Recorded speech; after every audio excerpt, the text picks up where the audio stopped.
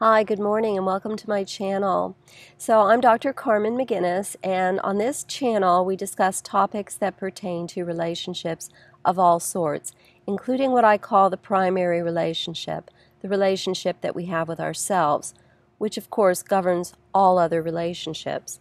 So today we're going to talk about a procedure that has been heavily covered on the internet, gray rock procedure. However, as you've become used to from me, you're going to get it from a slightly different perspective, a behavior analytic perspective.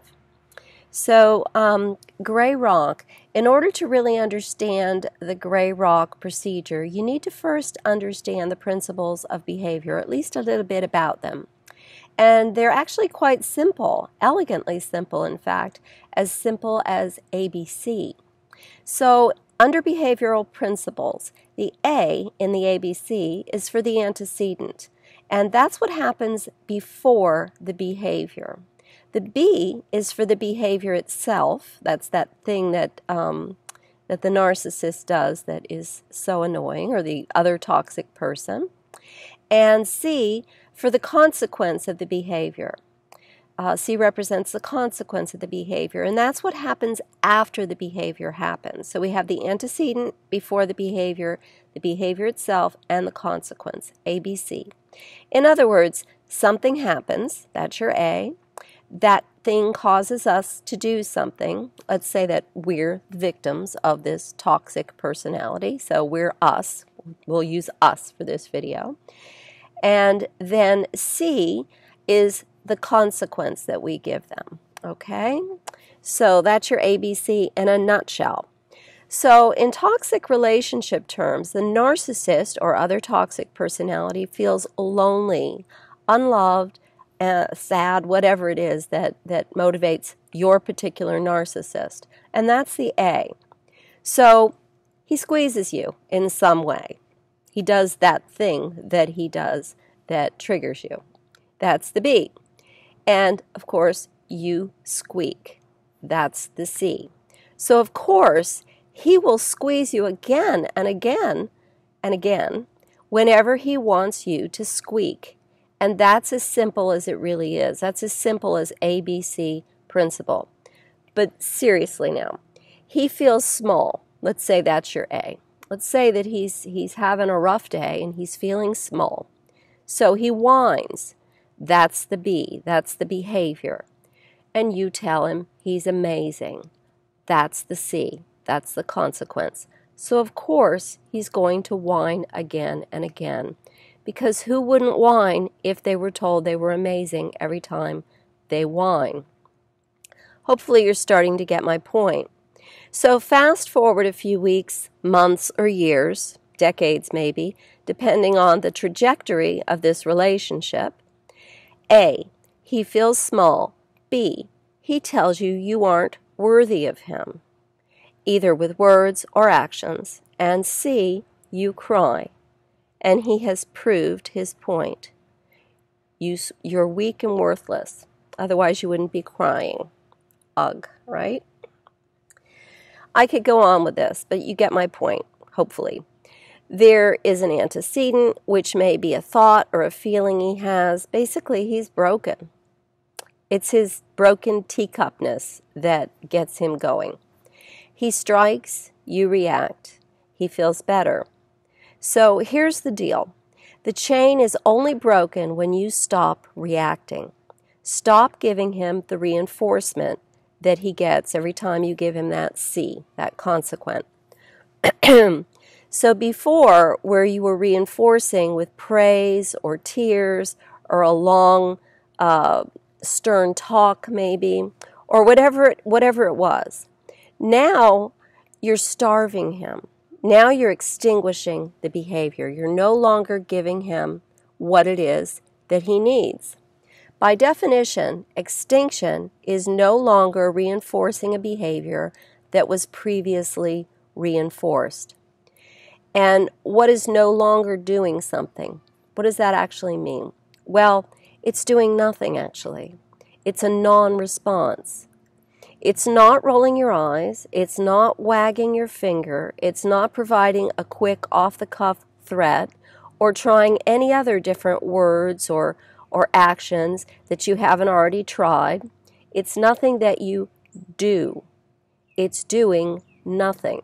That's what extinction is. It's important to understand that gray rock is not a punisher.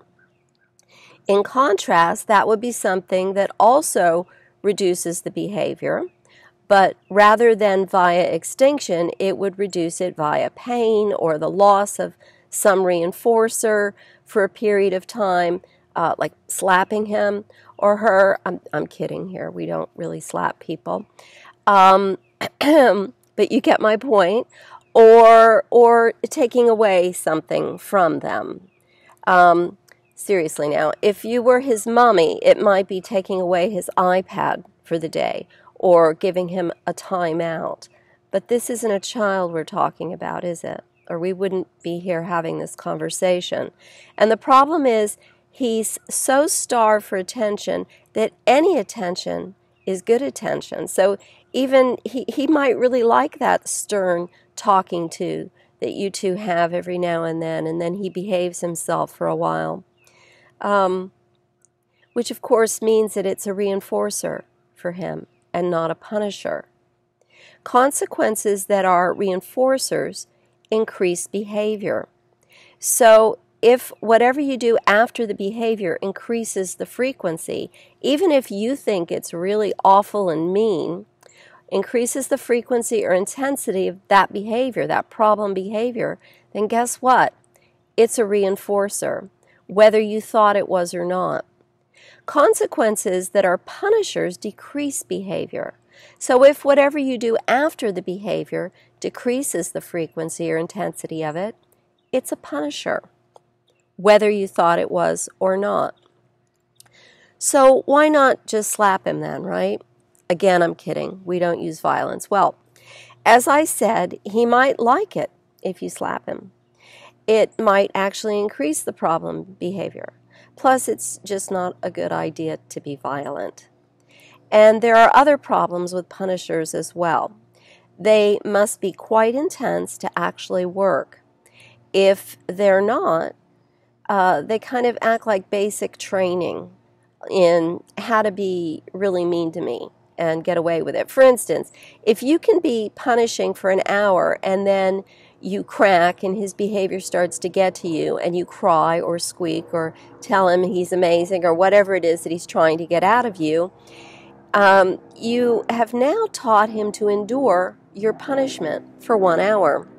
And my guess is it'll get longer and longer because you'll get better and better at it and he'll get better at enduring it.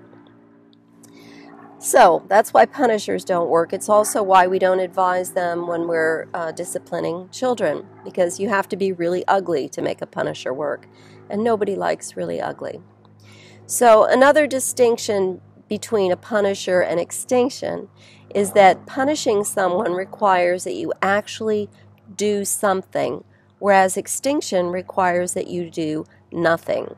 That you not do that thing in particular that you used to do that was reinforcing, that ended up increasing the problem behavior to get you to where you are today, watching this video. And this is key and brings us to the very reason why extinction is so difficult to do. Most people find it very, very hard to do nothing. So let's discuss some of the common errors in distinction. As I've said, in extinction. As I've said, extinction isn't an action. It's not something you do, but something you don't do. One of the hardest things to ask any human to do is nothing. And here's something I recently saw on the internet, and I had to laugh, and I quote here, "Gray rock is a way of repelling a toxic personality to encourage them to lose interest in you." Well, there are so many problems with this. Let's just briefly go through them. One, that which is providing nothing cannot repel. Repelling is an action, and it's likely one that the attention seeker will actually enjoy. Repel away. How's that working for you? Two, encourage. the quote used the word encourage. Really encourage someone to lose interest. Encourage to lose interest. What does that even mean? It sounds more like a punisher to me than extinction, and it requires doing something encouraging. And lose interest. Geez, can we just be a gray rock here? No one ever lost interest in a gray rock. They're just not very interesting. It's not something you need to lose interest in. It's just a gray rock. I mean, whoever pined away after a gray rock? So, I think you see my point. There's a lot of stuff on the internet that really isn't helpful in this regard. Not if you're going to do it right. So another common error with gray rock is being unprepared for the extinction burst, which will come. So this is when the toxic person is starved of what he or she needs and begins to escalate. If calling you selfish didn't work, maybe calling you a selfish bitch will. Or if pulling your clothes out of the closet might work, and then throwing them around the room while telling you that everything you own is his or hers. If you were his mommy, we'd call it a tantrum, basically. And by the way, I've seen that last behavior, the closet behavior. I haven't seen it, but I've heard tell of it from both husbands and boyfriends, or also mothers or fathers to their children, to their teen children. The extinction burst happens right before they give up, and this is the important point. So don't stop. Find a quiet room. Don't stop doing nothing is my point. Find a quiet room, preferably with a lock, and wait it out. Or leave. And if there's violence, if there's actually throwing things around the room, even if it's just clothes, always leave. Never stick around for violence, because we never know how quickly and how bad things could happen. Another common error with gray rock is to view it as a cure. It can be tremendously effective for dealing with ex-husbands or wives, your meddling mother-in-law, your ex-husbands and wives, especially if they're co-parents, your codependent mother, your bossy grandmother, your neighbor who's an expert on what you should do to fix up your house, or your know-it-all coworker. What it can't do is actually heal someone. It's a behavioral management tool. It's not a cure. So although it can manage the behavior of your custodial parent, in other words, you're underage and still need them, that's what I mean by your custodial parent, or your current husband, wife, or other committed relationship person, or your employer, it cannot and will not make him or her a nicer person. So if you're in one of those three relationships, those relationships where you actually depend on someone else, you might be able to improve the relationship, but you're not improving the person. And it's really important to understand that. That's work that only he or she can do. And it's really hard work. And this is another way that gray rock can fail. When you've improved upon the relationship because you're no longer reinforcing the problem behavior, you start to feel safe and you start reinforcing the behavior again. You give them something, you argue back, you tell them some personal thing, basically you squeak, and bam, you're right back in the heat of it. Bottom line, if you're in a toxic relationship that you cannot get out of, that parent, for instance, the spouse that you really can't break free of right now, or an employment situation that you can't get away from right now, use gray rock to get through it. If you can get out, get out. And that might involve a lot of work on you. I'll put up some links here for videos that might help. And I really hope that you will click the links, view them as well. Don't leave this hanging here. And I wish you well.